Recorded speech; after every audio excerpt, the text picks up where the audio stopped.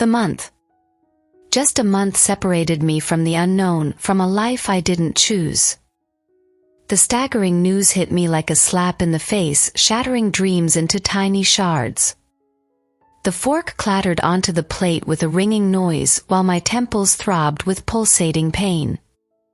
"Isn't she studying?" came the astonished voice of Aunt Miroslava.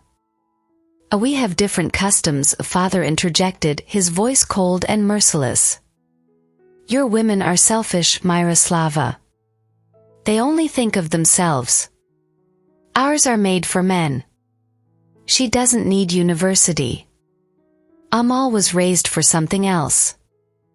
I looked at the stranger sitting across from me with eyes filled with despair. His face, tan and stern, expressed no emotions. He was my only chance for salvation, my last hope. A person from another world with different customs, with a different idea of life. The choice was horrifying, either plunge into the abyss of the unknown or become a woman sold like merchandise. "I don't want this," I whispered barely audibly. "I can't." Father slammed his fist on the table, making the dishes ring. "Silence," he bellowed. "It's not for you to decide. The marriage is already arranged. In a month you'll be Amal's wife." I clenched my hands under the table, nails digging into my palms until they bled. Tears choked me, but I couldn't hold them back. They rolled down my cheeks, hot and salty. "But I don't love him," I whispered again, pleading for understanding. "A love is not important," father cut in. "Respect and obedience are. Amal is rich and generous. He'll give you a life you never even dreamed of." I didn't believe him. His words sounded empty and false.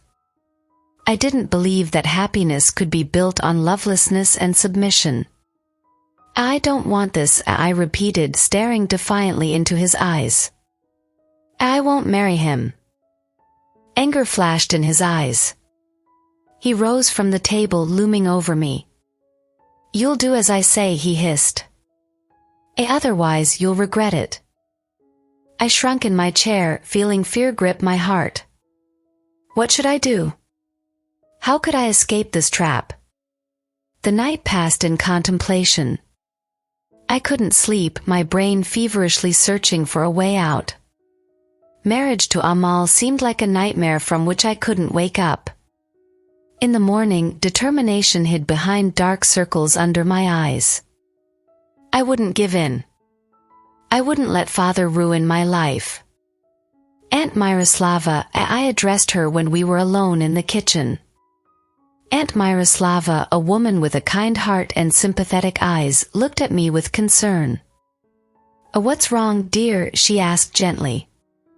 I told her about father's decision, about my reluctance to marry a stranger. Her face darkened. "And what do you plan to do?" she asked when I finished.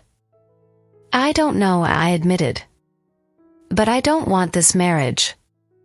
I want to study, I want to build my own life." Aunt Miroslava patted my hand. "I know, my dear. And I understand you. But your father, he's very stubborn."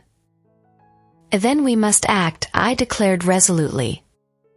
"Auntie, help me." We whispered until dawn.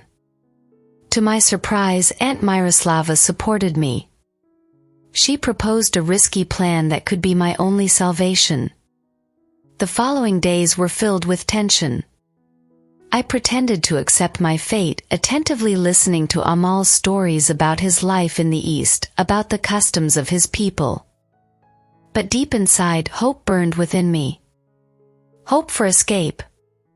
One morning, when father went to work and Amal was busy with a meeting with business partners, Aunt Miroslava drove me to the train station.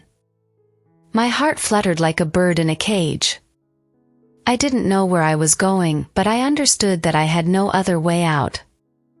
I was fleeing. Fleeing from the imposed fate, from my father's wrath, towards the unknown. The train pulled away from the platform, gradually distancing me from everything familiar. I watched as the landscape outside the window changed, feeling a wave of fear mixed with a strange sense of freedom surge within my chest. What awaited me ahead? Would I find refuge in a strange city? And most importantly, would I find my love? These questions hung in the air unanswered. But for the first time in a long while I felt that my life belonged to me. And I was ready to fight for it. The train raced towards the sunset, leaving behind the familiar expanses. I clutched the crumpled ticket in my hand, my only ticket to the unknown. Aunt Miroslava, risking her relationship with her brother, provided me with a small sum of money and advice on living in the big city. Finally, the train stopped at a bustling station. People flowed back and forth like waves, their voices merging into an incomprehensible hum. Fear gripped my heart again, but I resolutely pushed forward, trying not to get lost in this human stream. Thanks to Aunt Miroslava's advice, I managed to find a small room in an old apartment where another girl, young and slightly scared like me, lived. During the days I searched for work, knocking on the doors of various establishments. With my modest skills and lack of documents, it wasn't easy. Finally, luck smiled upon me. In a small bookstore squeezed between a noisy cafe and a hardware store, they agreed to take me on as a shop assistant. Among the bookshelves smelling of stories and adventures, I felt a little calmer. Books had always been my passion, and now they became not only a source of entertainment but also my companions. One rainy evening, when the bookstore was almost empty, the door opened and a tall man entered. He was completely wet, raindrops dripping from his dark hair. He looked around as if searching for something, and his gaze stopped on me. My heart skipped a beat. His eyes, the color of dark chocolate, seemed familiar, but I couldn't understand where I could have seen him before.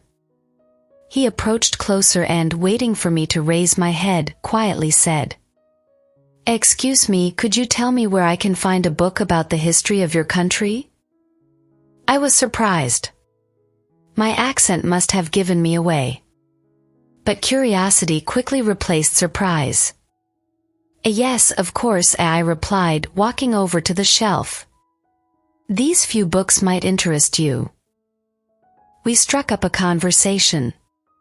He explained that he had come to the city on business, and I shared my story, somewhat concealing, of course, the reasons for my escape.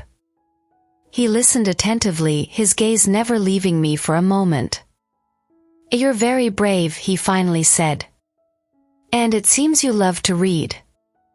Maybe we could go to the library together?" I pondered.